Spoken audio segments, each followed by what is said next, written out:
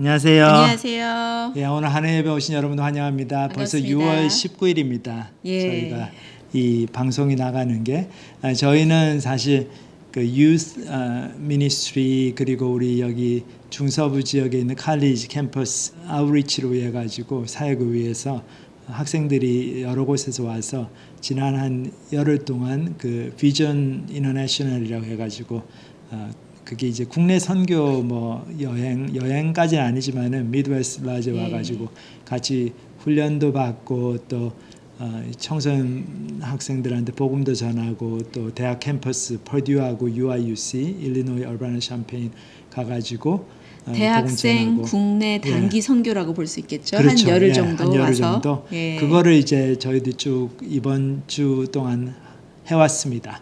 그래서 이 방송이 나가기 전에 저희 미리 지금 녹음을 하고 있는데 예. 이 방송이 나가는 주일이 이제 마지막 주일이에요. 마지막 날. 예. 그 이제 비전 그 출입이 다 끝나는 날인데 여러분들 기억해 주시고 기도해 주셔서 감사드리고 오늘 이제 또 그것을 이제 끝내면서 또 참 하나님 앞에 너무 감사드리고 저희들이 정말 이런 귀한 행사를 같이 열흘 동안 할 수 있어가지고 얼마나 감사한지. 예, 맞습니다. 예. 오늘 말씀 어떤 말씀 전해주시겠습니까? 갈라디아서 6장 7절에서 8절 읽겠습니다. 스스로 속이지 말라. 하나님은 업신 여김을 받지 아니하시나니 사람이 무엇으로 심든지 그대로 거리리라. 자기의 육체를 위하여 심는 자는 육체로부터 썩어질 것을 거두고 성령을 위하여 심는 자는 성령으로부터 영생을 거두리라. 예. 여기 스스로 속이지 말라 그랬는데 쉽게 얘기하면은 콩 심은 데 콩 나고 팥 심은 데 팥 나니까 예. 콩을 심어 놓고는 팥을 거둘 걸로 은근히 기대하고 그러는 게 그러면 안 되죠. 스스로 속이는 거다 그거죠. 예, 제가 이 말씀을 왜 생각하게 됐냐면은요, 이렇게 양로원을 가게 되면 가서 양로원에 계신 분들도 아시는 분들도 있어서 가서 방문도 하고 어쩔 때는 예배를 같이 노인들 분과 같이 드리기 위해서 방문도 하고 그랬는데요. 이상하게 참 두 종류의 분들이 있는 것 같아요. 양로원에 가보면 다들 이렇게 살아오신 여생이나 무슨 어떤 직장을 갖고 계셨거나 이런 것들은 다 틀릴 수 있지만 살아오신 인생이 참 틀리고 그럴 수도 있겠지만 저희가 받는 느낌은 어떤 어른들은요 굉장히 좀 감사함이 많고 좀 행복합니다. 겸손하시죠. 그리고 예, 참 너무 감사하고 하루하루를 되게 감사하게 생각하시고 저희 방문하는 것도 감사하게 생각하시고 하나님께도 감사하고 감사할 일이 많은 분들이 계시고 또 이상하게 다른 종류는 불평불만이 참 많습니다. 아무래도 나이 드시고 얼마나 힘드시겠습니까? 이게 아프신 곳도 많으시고 음식도 맞지 않으시고 거기 안에 계시려니까 깝깝하시고 그래서 매일매일 그런 불평불만하고 좀 안 좋은 말씀을 계속 하시는 경우를 볼 수 있는데 또 살아온 인생을 돌이켜보면서 많은 피해의식들 예. 나는 항상 다른 사람들 이기적인 욕심에 밀려가지고 그 피해자다. 예. 그래서 항상 남들을 위해서 희생해야 됐고 다른 사람들 때문에 내 꿈을 못 이루어야 됐고 내 꿈을 다 접어야 됐고 그런 피해의식이 또 많으시더라고요. 예. 그래서 제가 양로원을 갔다 올 때마다 좀 생각을 해보게 됩니다. 나는 어떤 노인으로 나이가 점점 들어가고 있는가. 그래서 정말 감사한 그런 겸손한 노인이 될까 아니면은 굉장히 불평불만하는 노인이 될까 생각을 하면서 젊어 보이시는데 뭐 벌써 아닙니다. 노인까지. 저도 생각을 해야 될 나이가 됐습니다. 나이가 뭐 40이 넘으셨죠 벌써. 예, 50도 넘었습니다. 50도 넘으셨어요. 예. 그렇게 안 보이는데. 그래서 갈라디아 말씀을 생각하면서 내가 오늘 좀 나이 들면서 이런 부분이 있는 것 같아요. 내가 그동안 애들 키우느라고 고생했는데 내가 직장 생활하고 사역하고 힘들었는데 하면서 이제는 좀 쉬고 싶다라는 마음이 들 때가 있죠.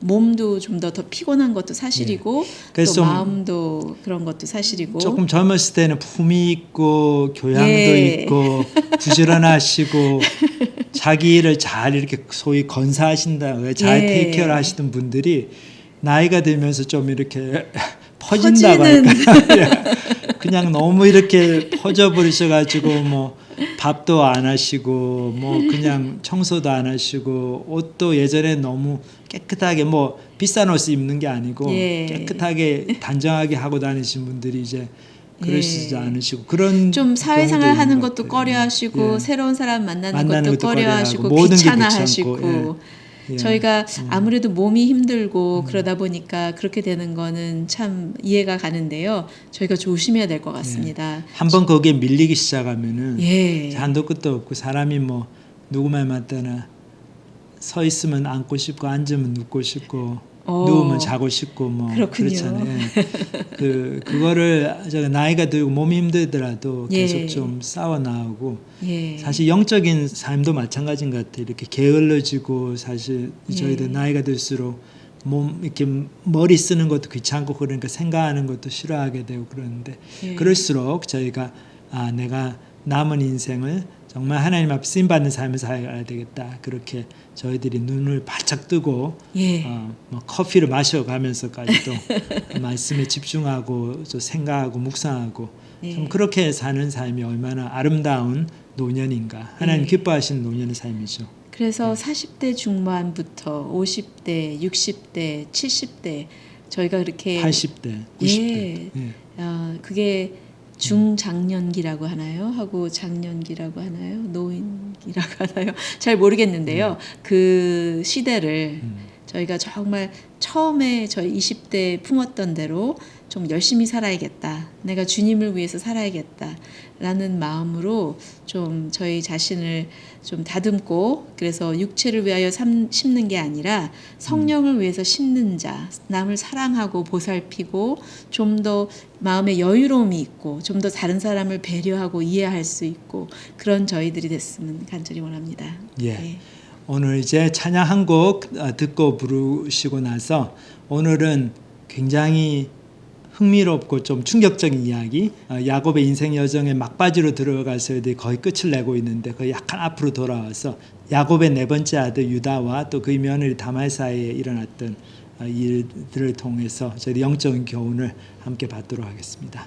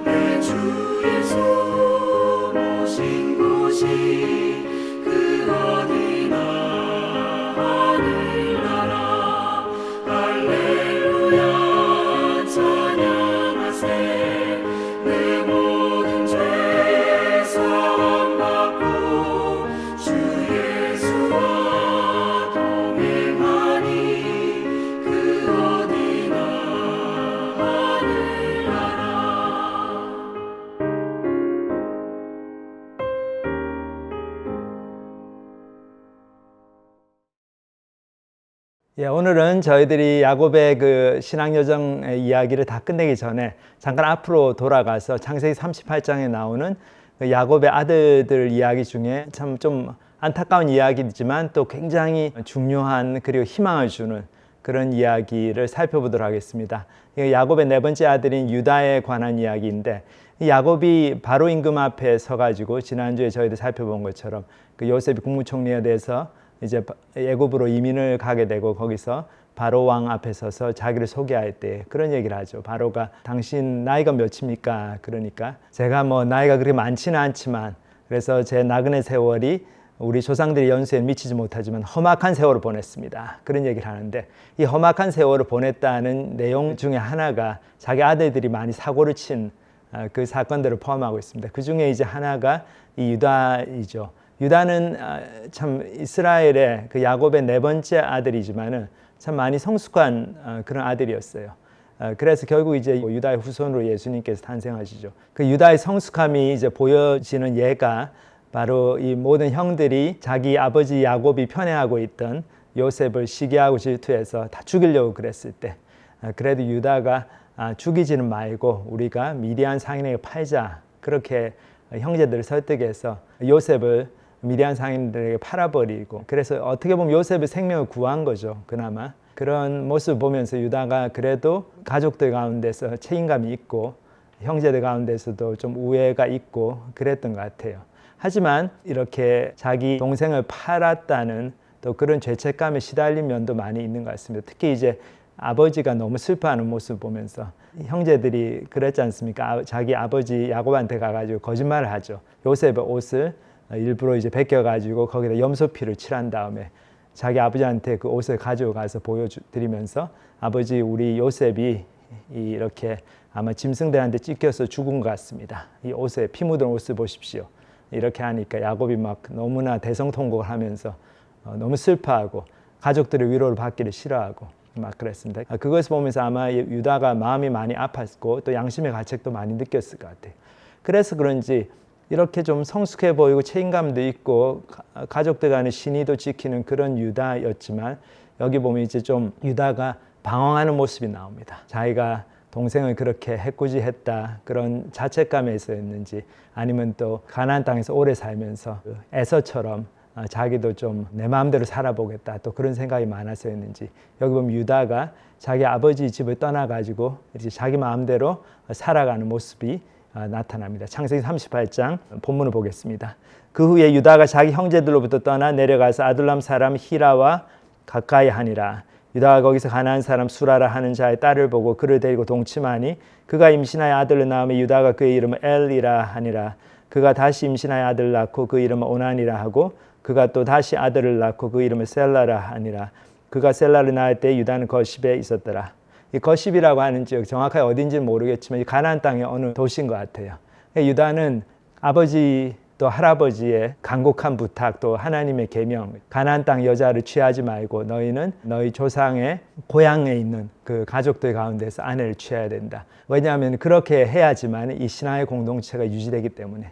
근데 유다가 그 계명을 저버리고 그냥 자기 집을 나가버리죠. 여기 보면 자기 형제들로부터 떠나 그랬습니다. 이 얘기는 뭡니까? 야곱의 집을 떠났다는 거죠. 자기 아버지 집을 떠났다는 겁니다. 근데 그 당시 생각해 보면 야곱의 그 공동체가, 야곱의 가족이 바로 오늘날을 생각하면 하나님의 교회인 거죠. 그 야곱의 집안 외에는 하나님 아는 지식을 갖고 있던 사람들이 별로 없었어요. 가나안 땅에 특별히 뭐 아무도 없었다고 볼 수 있죠.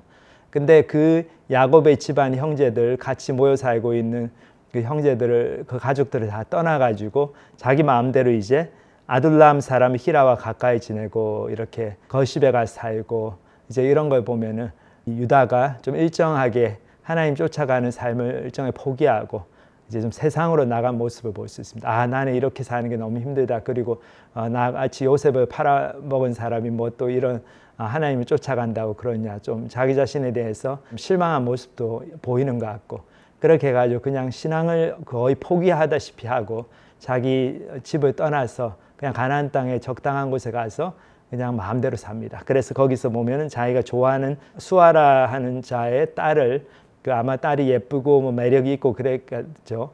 그래서 가나안 여인과 결혼까지 합니다. 결혼해서 아들을 셋을 낳죠. 엘, 오난, 셀라. 그렇게 세 아들 낳고 거기서 그냥 정착하고 그렇게 살아가는 평범하게 이제 소시민적으로 하나님의 사람으로가 아니고 그냥 세상 사람으로 살아가는 유다의 모습을 볼 수 있습니다. 자, 그런데 어떤 일이 여기서 벌어집니까? 6절을 계속 보면 유다가 장자 엘을 위하여 아내를 데려오니 그의 이름은 다말이더라. 유다의 장자 엘이 여호와 보시기에 악함으로 여호와께서 그를 죽이신지라. 자, 여기 보면 유다가 첫 아들 엘을 그 다말이라고 하는 가나안 여자와 결혼을 시켰는데, 자, 여기까지 생각해 보면은 뭐 이제 유다의 집안은 거의 끝났다 이렇게 볼 수 있는데, 근데 여기 이제 하나님의 간섭이 있었습니다. 하나님께서 유다 집안의 삶에 이렇게 굉장히 직접적으로 개입을 하십니다. 어떻게 하십니까? 엘이라고 하는 그 자기의 장자 엘이 여호와 보시기에 악함으로, 그러니까 엘이 좀 하나님 보시기에 망나니로 살았던 것 같아요. 그러니까 하나님께서 뭐 사람들이 죄를 짓는다고 해서 막 이렇게 그냥 바로 죽이시고 그러지 않으시죠. 근데 아마 엘의 그 범죄는 하나님 보시기에 너무나 가증한 범죄였던 것 같습니다. 이게 극도의 우상숭배든지 아니면은 극도로 나쁜 형태의 어떤 성적인 타락의 모습, 뭐 그런 죄를 지은 것 같습니다. 그래서 하나님께서 유다 집안에 대해서 심판하시고 경고하시는 차원에서 엘의 생명을 거두어 가십니다. 자, 여기 생각해 보면은 이 사건 자체는 유다의 집안에 닥친 불행이지만은 이 불행이 사실은 축복의 시작이었죠. 왜 그렇습니까? 지난주에도 말씀드린 것처럼 세상 사람들은 자기들이 생각하고 자기들이 계획하고 자기가 설계한 그런 길들이 있고 그 길밖에 없습니다. 자기 계획밖에 없죠. 근데 하나님의 사람은 우리가 아무리 잔머리를 굴리고 내 마음대로 생각하고 해서 계획을 해도 그에 반하는 하나님의 계획이 있습니다. 하나님의 사람들에게는 하나님께서 원하시는 그 삶이 있죠. 하나님의 뜻, 하나님의 계획이 우리 한 사람 한 사람에게 있습니다. 하나님께서 우리를 구원하실 때 뭐 이제 그냥 천국에 가가 잘 먹고 잘 살라 그러려고만 구원하신 게 전혀 아니죠. 하나님께서 저희들을 구원하셔가지고 이 땅에 계속 삶을 살도록 두시는 것은 이 땅에서 저희들이 해야 될 하나님 앞에서 사명이 있기 때문이죠. 하나님의 계획이 있으십니다. 저희들 한 사람 한 사람 향한. 그렇기 때문에 저희가 하나님의 계획을 무시하고 내 마음대로 이렇게 살아나가고 이렇게 잘못된 길로 갈 때 하나님께서 그것을 돌이키게 하시기 위해서 때로는 이렇게 책망하시고 때로는 굉장히 많은 어려움을 저희 삶에 일으키십니다. 그것이 이제 여기서 보면 이제 장자의 죽음, 엘이 그렇게 망나니 짓을 하고 하나님 앞에 보시기에 가증한 그런 죄악을 지었을 때 하나님께서 엘을 치시고 그걸 통해서 유다에게 경고를 주십니다. 근데 유다가 그 경고를 잘 읽지 못했어요. 영적으로 굉장히 무감각해지고 하나님을 인도하심을 느끼는 감각이, 영적인 감각이 너무나 떨어져 있기 때문에 그냥 그런가 보다 그냥 슬퍼하고 그리고 그에 맞게 그냥 상식적으로 유다가 대처하는 모습을 여기서 볼 수 있습니다. 계속 본문을 읽어보면 유다가 오난에게 이르되 내 형수에게로 들어가서 남편의 아우된 본분을 행하여 내 형을 위하여 씨가 있게 하라. 오난이 그 씨가 자기 것이 되지 않을 줄 알므로 형수에게 들어갔을 때 그의 형에게 씨를 주지 아니하려고 땅에 설정하며 그 일이 여호와 보시기에 악함으로 여호와께서 그도 죽이시니. 자, 여기 보면은 너무 비참한 사건이 벌어지죠. 형사수치인가요? 형사수치. 예. 그런 단어가 있죠. 우리 한국에도 전통적으로 그런 풍습이 있었던 때가 있었는데 이게 이제 형이 자식이 없이 일찍 죽으면은 그 형수를 위해서 그 형의 동생 되는 사람이 그 형수와 동침함으로 이제 형의 자식을 낳아주는 거죠. 그러면 그 형수의 아들이 바로 형의 아들이 돼가지고 유산도 상속받고 또 그 형수도 부끄러움을 면하고 그런 제도가 있었는데 이게 동생이 형에 대한 도리로서 해야 되는 의무였죠. 근데 여기 보면 이제 엘이 죽고 그래서 다말이 과부가 됐는데 엘의 동생 오난에게 그 아버지 유다가 너는 이제 다말과 이제 같이 살면서 다말로 하여금 임신을 하게 해서 형의 그 계보를 잇도록 해라. 그랬는데 오난이 여기서 보면 사악하게 꾀를 부립니다. 생각해 보니까 자기가 이렇게 형수하고 같이 동침해가지고 형수에게 아들 낳게 하면은 그 아들이 이제 자기 장자권을 행사해가지고 그냥 유산도 다 많이 취해버리고 자기한테 돌아오는 몫은 많이 줄어들고 그렇죠. 아무리 생각해봐도 이게 자기 이해타산이 안 맞는 거죠. 그래서 어떻게 합니까? 여기 보면 형수하고 사는 척하면서 형수하고 부부관계를 하는 척하면서도 결정의 순간에서는 최후사정을 함으로써 자기 형수의 임신을 막아버리죠. 그러니까 이게 참 사악한 거죠. 왜냐하면 또 형수하고 영 관계를 안 가지면은 자기 아버지가 보고 너 그렇게 싫으면 내가 너의 다른 동생한테 형수를 주겠다. 그래서 또 형수가 또 아들 낳을까 봐 이제 오나는 형수를 데리고 사는 척하면서 실제로는 형수가 아들을 못 낳게 이렇게 바깥에다 설정하고 이런 일을 합니다. 하나님 보실 때 가증했고 그래서 하나님께서 이 오난도 치셔서 오난이 죽습니다. 자, 이렇게 되니까 유다가 아직까지도 여기서 정신을 못 차려요. 유다는 이제 보고 와, 이제 좀 이런 생각한 것 같아요. 와, 이 다말이란 여자가 어디서 굴러 들어왔는지 모르겠는데 이 팔자가 너무 드센가 보다. 이 여자 때문에 우리 아들 둘이가 다 죽었다. 애도 죽고 오난도 죽고. 자, 이제 셋째 아들 세라만 남았는데 세라가 아직 나이가 어렸어요. 근데 이제 좀 장성하면은 세라도 다말한테 줘야 될 판이니까. 세라까지 죽을까 싶어가지고 여기서 유다가 이렇게 다말에게 세라를 주는 것을 꺼려합니다. 자, 그래서 어떻게 됩니까? 여기 보면 11절에 보면 유다가 그의 며느리야 다말에게 이르되 수절하고 내 아버지 집에 있어 내 아들 셀라가 장성하기를 기다리라 하니 셀라도 그 형들 같이 죽을까 염려함이라. 다말이 가서 그의 아버지 집에 있으니라. 자, 여기 보면은 며느리 다말에게 너는 너희 집에 가서 있어라. 그러면은 세라가 장성한 다음에 내가 다시 너를 부르겠다. 근데 이 얘기는 사실상 자기 며느리를 쫓아낸 거죠. 며느리를 다 박아주면서 친정으로 보내버리고 그리고는 뭐 세라가 뭐 크면은 너를 부르겠다 했는데 그럴 생각이 별로 없었던 것 같아요. 근데도 이제 다말은 돌아가지고 수절을 합니다. 수절이라는 얘기가 결국 다시 재혼을 하지 않고 그렇게 혼자의 몸으로 여자가 계속해서 과부로 지내는 걸 얘기하는 거죠. 자, 그렇게 되니까 어떻게 됩니까? 여기 보면 12절에 얼마 후에 유다의 아내 수아의 딸이 죽은지라 유다가 위로를 받은 후에 그의 친구 아둘람 사람 히라와 함께 딥나로 올라가서 자기의 양털 깎는 자에게 이르렀더니 어떤 사람이 다말에게 말하되 내 시아버지가 자기의 양털을 깎으려고 딥나에 올라왔다 한지라 그가 그 과부의 의복을 벗고 너울로 얼굴을 가리고 몸을 휩싸고 딥나 길 곁 에나임 문에 앉으니 이는 셀라가 장성함을 보았어도 자기를 그의 아내로 주지 않음으로 말미암음이라. 그가 얼굴을 가리었으므로 유다가 그를 보고 창녀로 여겨. 자, 여기까지만 보겠습니다. 여기 보면 아주 좀 황당한 일이 벌어지죠. 참 성경에 이런 기록들이 있다는 게 놀랍습니다. 저희가 생각할 때 성경은 그냥 거룩한 책이니까 거룩한 얘기만 있는 것 같은데 그게 아니죠. 성경은 이제 하나님의 죄악된 인류를 향한 사랑의 편지이기 때문에 인류가 우리가 얼마나 죄악되고 어리석고 사악한지 그거를 적나라하게 다 보여주고 있어요. 성경 말씀이 이게 다 모든 말씀을 다 주일학교에서 아이들한테 가르칠 수가 없는 게 바로 이런 적나라한 내용들이 있기 때문이죠. 자, 여기 어떻게 합니까? 다말이 여기서 이렇게 황당한 모험을 합니다. 이 다말이 보니까 자기 아버지가 세 번째 아들인 셀라를 이제 줄 생각이 없는 것 같아요. 그래서 그냥 자기가 가만히 있어가지고는 이제 수절하다가 과부로 죽고 자기 아들을 통해 가지고 이 유다 자손의 그 계보가 이어지지 않을 거다. 그걸 알게 되니까 다말이 결사적으로 여기서 대담한 모험을 벌이죠. 어떤 모험입니까? 여기 보면 유다가 또 하나님의 치심을 받았는지 자기 아내도 죽어요. 자, 자기 두 아들이 죽고 그리고 자기 아내 수아의 딸이 죽고 그래서 얼마나 마음이 슬펐겠습니까? 또 호라비가 돼가지고 있는데 자기 친구 아둘람 사람 히라 이게 좋은 친구는 아닌 것 같아요. 그렇죠? 함께 딥나로 올라가 자기 양털 깎는 자에게 이르렀더니 이게 보면 이제 아마 양털 깎는 그 시기가 됐던 것 같아요. 근데 유목민들은 양털을 깎아가지고 파는 이 시기가 굉장히 돈을 많이 버는 시기이고 그렇기 때문에 이렇게 잔치를 많이 열고 이렇게 파티를 열고 그런 때입니다.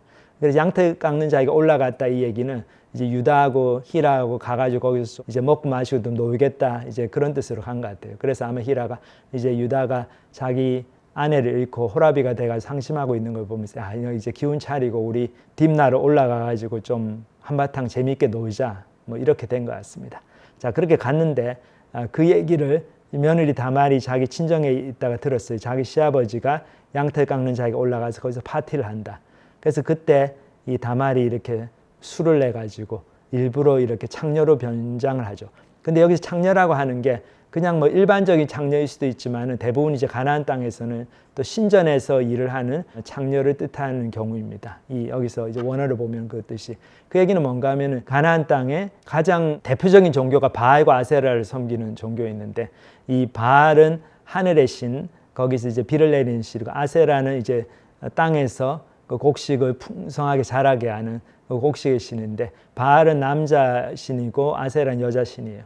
그래서 바알과 아세라가 이렇게 선교를 하면서 그때 비가 많이 내리고 그 비가 내리면 이제 많은 또 추수를 할 수가 있고 또 그런 말도 안 되는 거였지만은 그런 미신을 믿었기 때문에 이 사람들은 바알과 아세라가 그렇게 성행위를 할 수 있도록 그들의 성욕을 자극하기 위해 가지고 바알 신전에 와서 예배를 드리고 나서 그 신전에서 일하는 여자 사제들과 자기들이 직접 성행위를 합니다. 그걸 통해 가지고 이제 바알과 아세라를 이렇게 자극해 가지고 그들이 성행위를 해서 비가 많이 오고 그래서 곡식이 풍성하게 수확이 되고 뭐 그렇다는 얘기인데 사실 이제 그런 걸 통해 가지고 이 남자들이 자기의 그 쾌락 욕구를 채우는 거죠. 자, 그렇기 때문에 신전에서 일을 하던 장녀들이 굉장히 많았습니다.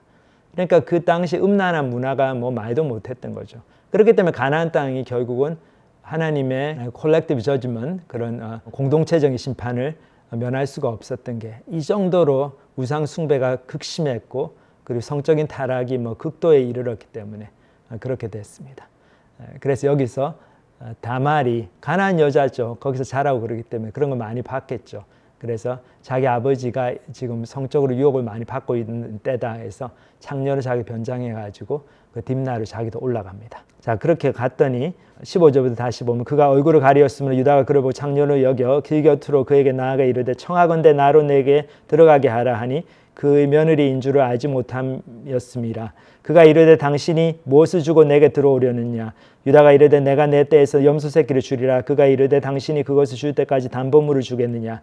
유다가 이르되 무슨 담보물을 내게 주랴. 그가 이르되 당신의 도장과 그 끈과 당신의 손에 있는 지팡이로 하라. 유다가 그것들을 그에게 주고 그에게 들어갔더니 그가 유다로 말미암아 임신하였더라. 그가 일어나 떠나가서 그 노울을 벗고 과부의 의복을 도로 입으니라. 자, 여기 보면 유다가 창녀로 변장을 한 자기 며느리 다말을 보고 다말인 줄은 모르고 근데 창녀로 보이는 여자가 이쁘장하고 그러니까 자기가 성욕이 발동을 해가지고 그 창녀한테 내가 얼마를 주면 되겠냐 그렇게 먼저 거래를 시작합니다. 그러니까 다말이 염소 새끼 한 마리 이제 그렇게 얘기를 하니까 지금 당장 돈은 없고 외상으로 하자고 그런 거죠. 그러면 당신한테 가지고 있는 이 증표를 주세요. 다말이 그렇게 얘기하죠. 그래서 그 유다가 자기가 갖고 있던 도장 그리고 도장을 이렇게 목에 메고 다니고 그랬는데 그 당시에 그 끈 그리고 그 손에 있는 지팡이를 담보물로 줍니다. 사실 그 당시 도장은 굉장히 그 사람의 인격과 신분을 나타내는 상징성이 있었습니다. 왜냐하면 그 도장을 사인은 우리 요즘 사인하는 것처럼 인감 도장처럼 많이 썼어요. 그렇기 때문에 이게 그냥 장식물은 아니죠. 유다가 도장을 줄 때는 이제 그 정도로 이 인격이 걸려 있는 그 상징적인 그런 것을 주는 거니까 그게 그만큼 의미가 있었습니다. 그리고 지팡이도 주고. 자, 근데 다말이 사실 여기서 이런 것을 특별히 요구한 이유가 있습니다. 그 이유를 잠깐 이제 나중에 볼 텐데 어쨌든 이거를 받고 다말은 자기 아버지 시아버지하고 성관계를 갖습니다. 그리고 이제 유다는 다 그 일이 끝난 다음에 돌아가고 이제 다말도 옷을 갈아입고 자기 친정으로 가죠. 근데 이 하룻밤 동침을 통해 가지고 다말이 임신을 하게 됩니다. 그렇게 되고 이제 유다가 어떻게 합니까? 20절에 보면 유다가 그 친구 아둘람 사람의 손에 부타가 염소 새끼를 보내고 그 여인의 손에서 담보물을 찾으려 하였으나 그가 그 여인을 찾지 못한지라. 그가 그곳 사람에게 물어 이르되 길 곁 에나임에 있던 창녀가 어디 있느냐. 그들이 이르되 여기는 창녀가 없느니라. 그가 유다에게로 돌아와 이르되 내가 그를 찾지 못하였고 그곳 사람도 이르기를 거기에는 창녀가 없다 하더이다 하더라. 유다가 이르되 그로 그것을 가지게 두라. 우리가 부끄러움을 당할까 하노라. 내가 이 염소 새끼를 보냈으나 그대가 그를 찾지 못하였느니라. 여기 보면 유다가 굉장히 이렇게 뭐 빚적으로 못 사는 사람인 것 같아요. 그냥 가가지고 그냥 잊어버릴 수도 있는데 뭐 자기 도장과 끈을 꼭 찾고 싶은 마음도 있었겠고 그래가지고 염소 새끼를 자기 친구를 통해 가지고 그 에나임으로 다시 보냈는데 그 창녀를 찾을 수 있을 줄 알고 근데 암만 찾아도 찾지를 못하는 거예요.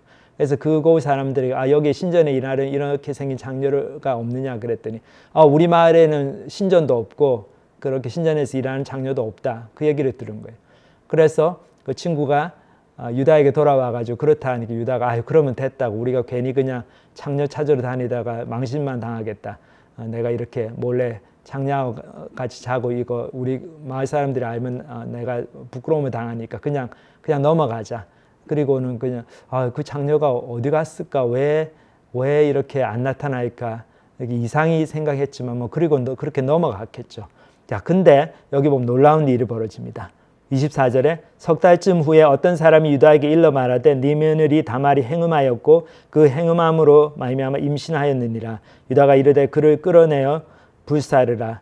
여인이 끌려 나갈 때 사람을 보내어 시아버지에게 이르되 이 물건 임자로 말미암아 임신하였나이다. 청하건대 보소서 이 도장과 그 끈과 지팡이가 누구의 것이니까 한지라. 자, 여기 보면은 2, 3개월 지난 다음에 이상한 소문이 들리죠. 유다에게. 당신 며느리 다말이 친정에 살고 있는데 아마 다른 남자하고 이렇게 놀아나가지고 임신한 것 같다. 그러니까 처음에 유다가 안 믿었겠죠. 설마 그럴 리가. 근데 나중에 보니까 진짜 임신했다는 거예요. 이제 배도 불러오고. 그러니까 유다가 너무 화가 나가지고 그 여자를 끌어내라. 내 며느리를 내가 내 손으로 불사르겠다.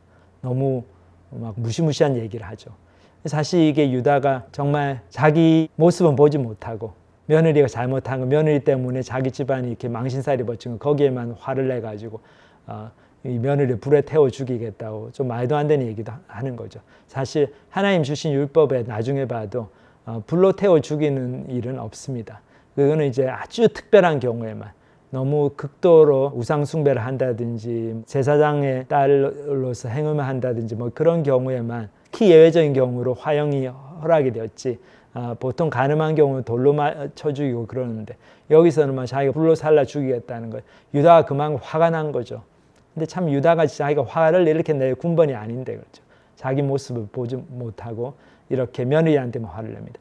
그래서 막 끌어내라고 해서 막 불살라 죽이려고 그러는데 그때 이제 다말이 딱 증표를 보이죠. 자기 시아버지한테. 이 도장과 그의 끈과 그리고 이 지팡이가 누구 것입니까? 유다가 깜짝 놀랐죠. 보니까. 이게 자기 거거든요.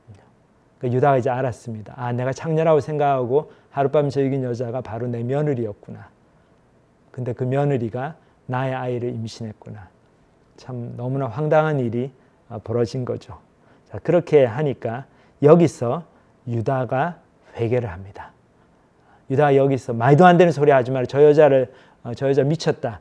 당장 불살라 죽이라. 그렇게 할 수도 있었는데 유다가 자기 며느리 다말의 도전을 받고 거기서 자기의 죄인된 모습을 보고 회개하는 모습을 보입니다. 여기 유다가 뭐라고 그럽니까? 26절에 유다가 그것들을 알아보고 이르되 그는 나보다 옳도다. 내가 그를 내 아들 셀라에게 주지 아니하였음이로다 하고 다시는 그를 가까이 하지 아니하였더라. 자, 유다가 그는 나보다 옳도다. 다말이 행음을 해서 임신을 해서 잘못했지만은 나는 그 다말을 그렇게 임신시킨 장본인이고 내가 더 사악하고 내가 더 죄인이다. 그러면서 자기 며느리의 의로움을 인정을 해주죠. 그리고 이 모든 게 내가 나의 셋째 아들 셀라를 우리 며느리한테 주지 않았기 때문에 생긴 일이다. 다 내 잘못이다. 그렇게 인정을 하고 다말을 살려줍니다. 그리고는 그 다음에는 자기가 회개하는 마음으로 자기 며느리를 다시는 얼굴을 보지 않았다. 너무 미안했겠죠. 민망하고. 자, 그렇게 되고 나서 27절에 다말이 아이를 낳았는데 쌍둥이죠. 여기. 해산할 때 보니 쌍태라. 해산할 때 손이 나오는지라. 산파가 이르되 이는 먼저 나온 자라 하고 홍색 실을 가져다가 그 손에 메었더니 그 손을 도로 들이며 그의 아우가 나오는지라. 산파가 이르되 네가 어찌하여 터뜨리고 나오느냐 하였으므로 그 이름을 베레스라 불렀고 그 형 곧 손에 홍색 실이 있는 자가 뒤에 나오니 그 이름을 세라라 불렀더라. 그러니까 베레스하고 세라가 나오죠. 쌍둥이가 나오는데 그래서 나오는데 뭐 누가 먼저 나오냐 티격태격 하는 것 때문에 그런 이름으로 또 그 이야기를 상징하는 그 이름 베레스, 그 나중에 홍색 실을 가지고 나왔다 세라 이런 이름이 붙여졌습니다. 근데 결국 이제 다말이 쌍둥이 자식을 낳죠. 그래서 이 자식이 유다의 그 혈통을 잇습니다. 참 대단한 사건입니다. 생각해 보면 유다가 세 아들이 있었는데 그 세 아들이 자기 수아의 딸이라고 하는 가나안 여자를 통해서 얻은 아들. 근데 두 아들 엘하고 오나는 그렇게 하나님 심판을 받아 죽고 세 번째 아들 세라는 어떻게 된지 모르겠어요. 근데 유다가 그 세라를 다말에게 주지 않으려고 그러니까 거기서 다말이 결사적으로 나는 이 가문에 속한 여자다. 이 가문에서 내가 죽겠다. 이 가문의 자손을 낳고야 말겠다. 그런 다말의 결사적인 노력 때문에 자기 창녀짓을 해가면서 자기 시아버지하고 동침해가면서 아들 낳았죠. 근데 그 아들들이 하나님께서 인정해 주셨습니다. 그래서 이 베레스와 세라, 특히 베레스를 통해 가지고 나중에 다윗 왕이 태어나고 나중에 예수 그리스도가 태어나죠. 여기 이제 마태복음을 보면 마태복음 1장 예수님의 족보가 나오죠. 마태복음 1장 1절부터 보면 아브라함과 다윗의 자손 예수 그리스도의 계보라. 아브라함이 이삭을 낳고 이삭은 야곱을 낳고 야곱은 유다와 그의 형제들을 낳고 유다는 다말에게서 베레스와 세라를 낳고 베레스는 헤스론을 낳고 쭉 낳고 내려가서 오벳은 이새를 낳고 이새는 다윗 왕을 낳으니라. 자, 그렇게 해서 나중에 가서 예수님이 다윗 왕의 후손으로 탄생하십니다. 이거 유다는 다말에게서 베레스와 세라를 낳고 짧은 구절이지만 그 속에 많은 드라마가 담겨 있었죠.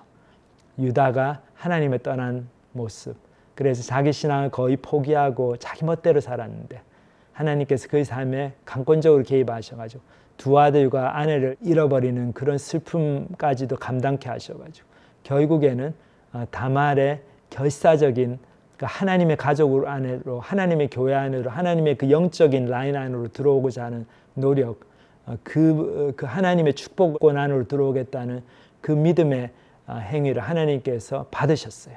참 그 수단은 너무나 황당했지만 자기 시아버지를 통해 가지고 관계를 맺어 가지고 아들을 낳았지만, 근데 다른 뭐 얼터너티브가 있는 것도 아니었잖아요. 다른 방법이 있는 것도 아니었고, 그렇기 때문에 하나님께서 불쌍히 여기셔가지고 그렇게 하나님의 가족 안으로, 하나님의 계보 안으로 들어오려고 하는 그 이방인 여인 다말, 가나안 여인 다말의 믿음을, 하나님을 붙쫓아 하나님의 축복을 받으려고 하는 그 마음을 하나님께서 불쌍히 여기시고 기쁘게 받으셨습니다. 그래서 다말을 통해서 유다의 그 후손들이 내려가게 하셨어요.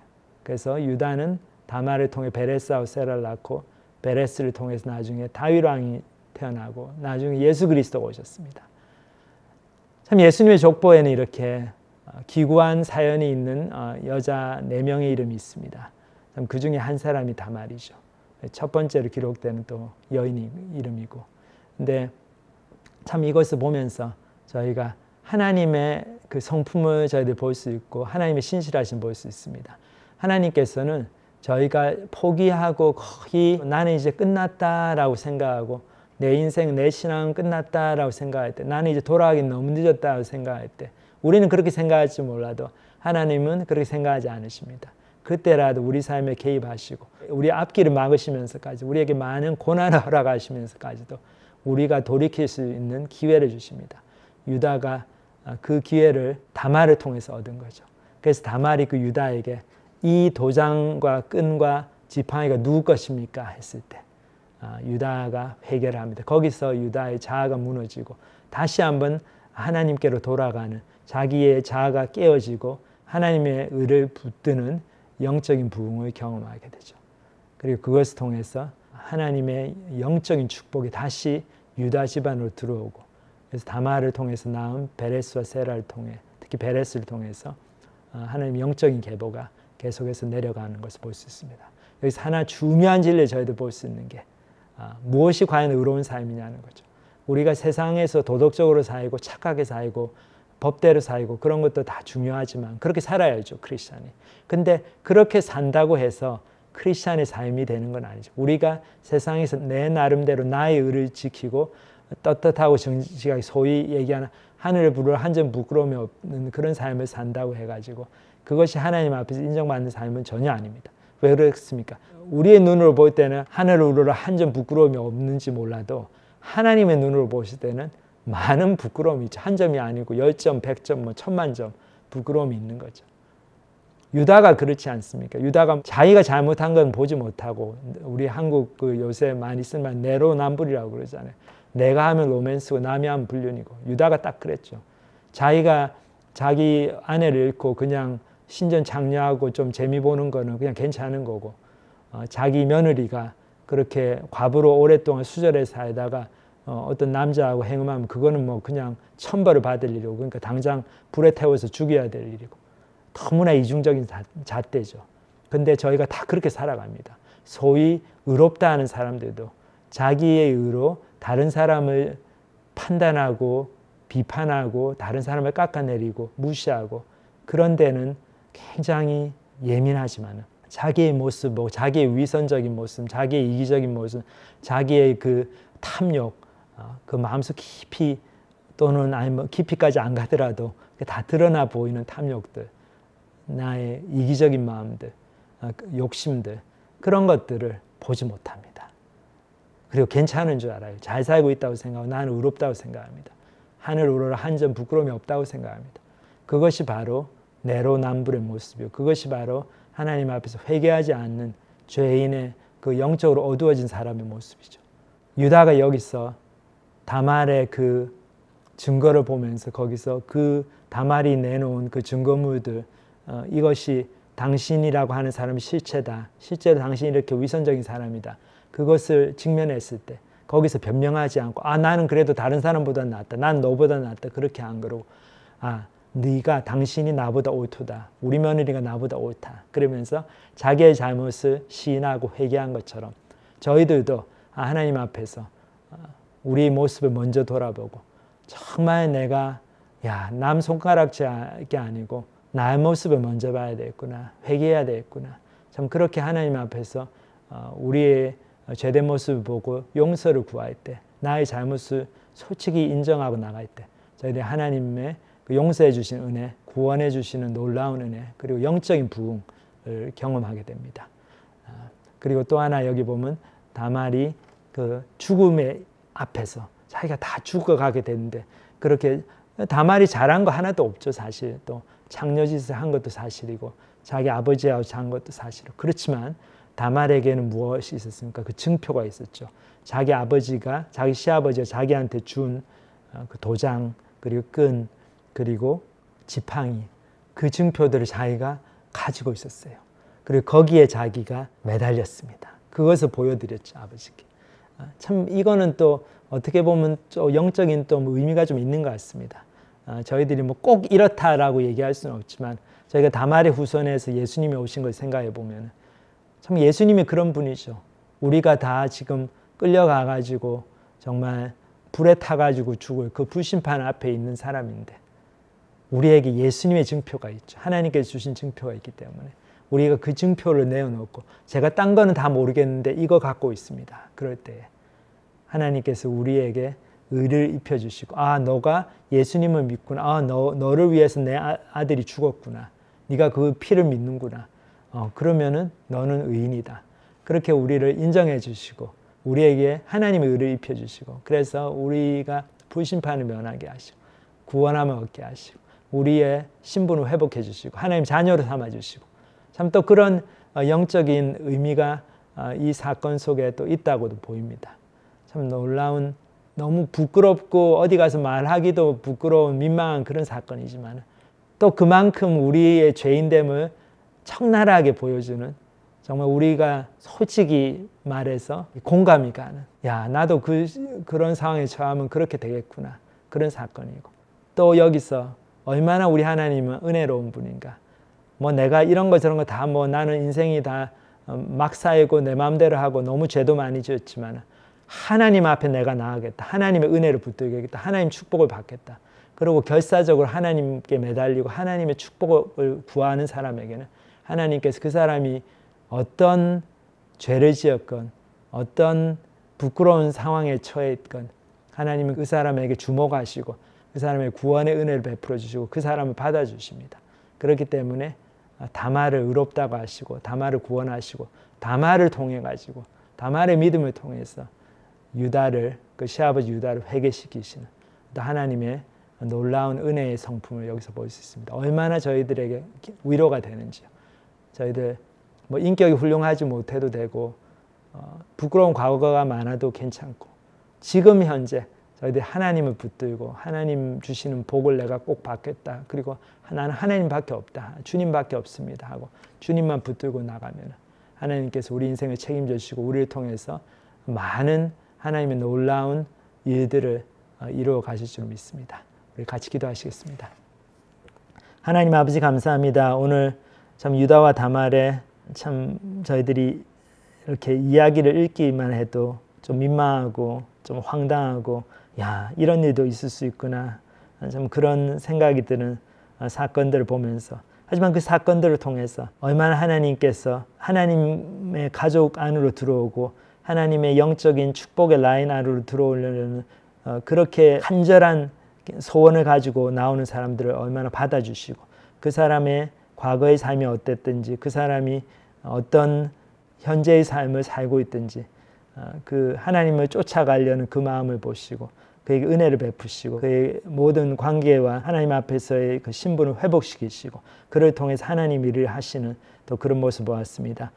다말을 통해서 유다와 다말의 사건들을 통해서 베레스와 세라를 통해 예수 그리스도가 오신 것 저희들 기억하면서 저희 모든 한 사람 한 사람 정말 저희 속에 아무도 이제 난 너무 늦었고 너무 죄를 많이 지어서 하나님 앞에 나올 수가 없다.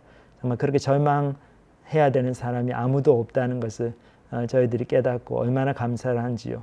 주님 저희들 이제 남은 인생 정말 과거는 어땠든지 간에 저희들 다 그것을 내려놓고 정말 지금 저희를 받아주시고 저희가 하나님을 구할 때 하나님의 인도하심을 구할 때 저희들 기뻐하시고 저희들 주목하시고 저희를 의롭다고 해주시는 그 은혜의 하나님 앞으로 저희들 나가서 정말 주님께 순종하고 그것을 통해서 풍성한 삶을 경험하는 저희들 될 수 있도록 축복하여 주시옵소서. 감사를 드립니다. 예수님의 이름으로 기도합니다. 아멘.